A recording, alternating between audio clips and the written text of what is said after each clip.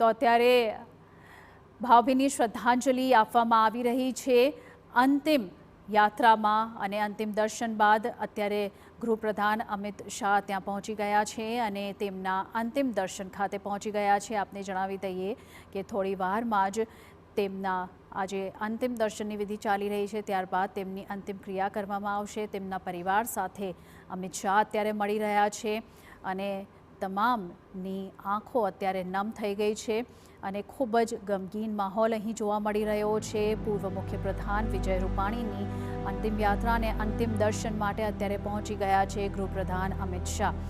અમિત શાહ તેમના પરિવાર સાથે પણ અત્યારે મળી રહ્યા છે અને તમામ રાજકીય તમામ નેતાઓ ત્યાં ઉપસ્થિત છે, પાર્ટીના તમામ કાર્યકરો ઉપસ્થિત છે અને સાથે જ તેમના જેટલા પણ લોકો હતા અને જે રીતની તેમનું એક વ્યક્તિત્વ હતું તેને જોતા અત્યારે ભારે લોકો અહીં ઉમટી પડ્યા છે।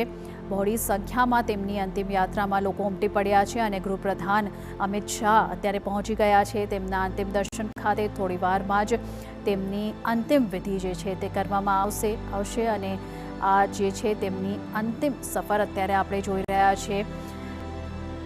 ખાસ કરીને તેમનું જે રીતનું વ્યક્તિત્વ રહ્યું છે, વિશાળ વ્યક્તિત્વ, ઉમદા વ્યક્તિત્વ, ખાસ કરીને રંગૂનથી રાજકોટ સુધીની તેમની જે સફર રહી છે, તેમની કારકિર્દીમાં કેટલા મોટા અચીવમેન્ટ્સ તેમના નામે રહ્યા છે, કેટલા મોટા પ્રોજેક્ટ્સ લોકો માટે, કેટલું એમને જે સામાજિક એક સેવક તરીકે કામ કર્યું છે તેને જોતા અત્યારે તમામ લોકો જે છે તેમની આંખો ભીની થઈ ગઈ છે। અશ્રુ ભીની આંખે તમામ લોકો અત્યારે તેમને વિદાય આપી રહ્યા છે। જો કે આ ભલે તેમની અંતિમ સફર છે પણ વિજય રૂપાણી ચોક્કસપણે આ તમામની વચ્ચે યાદો બનીને, ઇન્સ્પિરેશન બનીને તેમની વચ્ચે રહેવાના છે અને અત્યારે અમિત શાહ પહોંચી ગયા છે તે આપણે દ્રશ્યોમાં જોઈ રહ્યા છીએ।